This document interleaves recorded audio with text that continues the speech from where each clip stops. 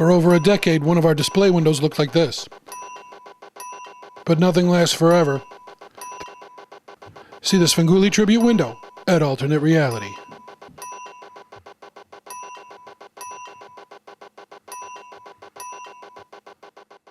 Coming up next is Brawl News number 152. It's going to be an all WWE update. We're going to talk about John Cena and his new clothing line over at Kmart. We're also going to talk about Andrew Green and why he's suing the WWE.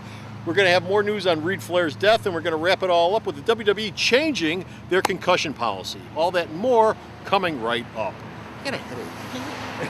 Here at Alternate Reality, heroes are the cornerstone of our business, which is why we have a Hero of the Month sale. Every month, we take one hero and we discount our entire stock of their trade paperbacks 25% off all month long.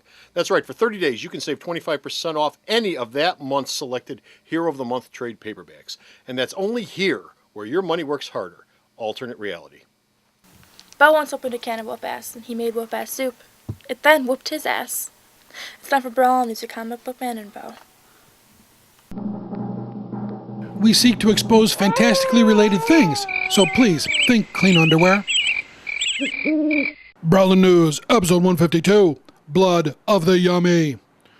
Hey folks, how you doing? Comic Book Man here. Welcome once again to my video outhouse. Bo, yes. What are we doing here? We are outside, Yes. you know, and across the street over there used to be the third incarnation of D&B Comics. That's Chicago right, Pulse. the third incarnation. They moved, this is the third place they moved to.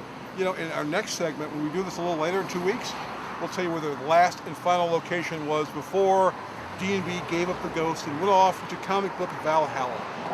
But when they did move from here, it allowed me to move Alternate Reality to this location, the intersection of 111th and Kedzie in beautiful downtown Mount Greenwood. Alternate Reality, where all my new comics are always 15% off every day for everyone. This WWE update involves the sad, sad story of how John Cena is wearing kids' clothes. John Cena is going to get an exclusive kids line apparel with Kmart starting this fall. Yes. The line will be called the Never Give Up clothing line. Never give up. And if you've got a little kid who loves John Cena, and John Cena's got a lot of fans who young fans who like him, they're going to go to Kmart and load up on everything: hoodies, t-shirts, hats, armbands, underoos, jock straps, everything. And if you go to Sears, at checkout, if you do this, you get the clothes for free. So if the kid's wearing it and won't take it off, he never gives up. You gotta Never give up. Never give up. Well, that's why they take out the scissors and cut them out. Meanwhile, former WWE employee Andrew Green is suing who? Big show in the WWE over something Why? that happened at the 2013 Royal Rumble. What happened? Green claims that a producer told him to get an interview with Show after the Rumble match from the WWE website.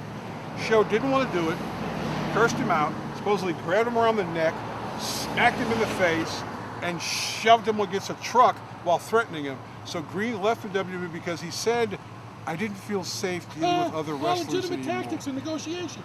Welcome to the WWE. Yeah, that's how we all do business. That's how we do business.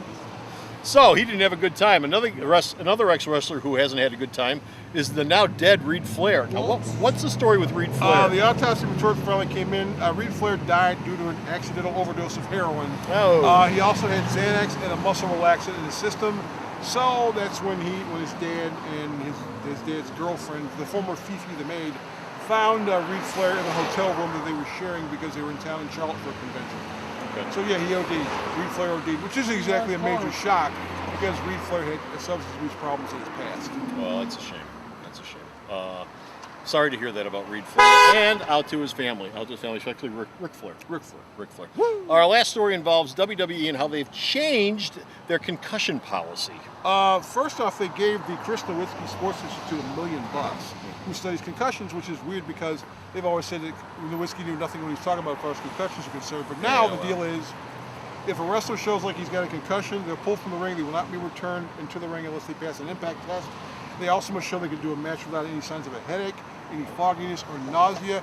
Currently, right now, Fandango and Tamina Snuka are out with concussion-like symptoms right now, and the whole Triple H angle was to push over the fact that they were concerned about concussions because it is a big deal. If you get a concussion, everything's really fuzzy, and you don't want a guy in the ring doing something crazy. I mean, remember what happened to Meat?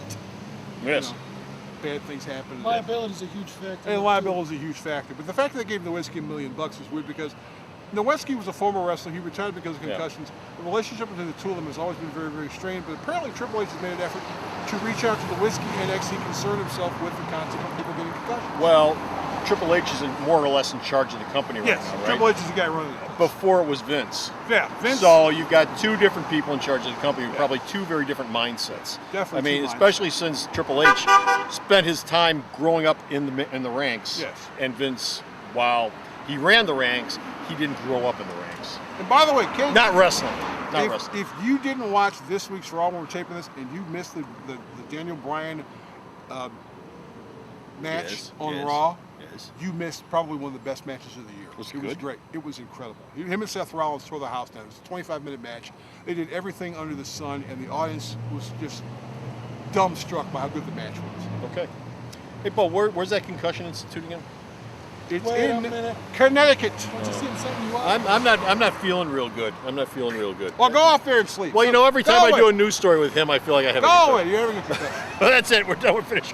Poor fellow. I've had enough at the Concussion Institute because I've been hanging around this guy too long.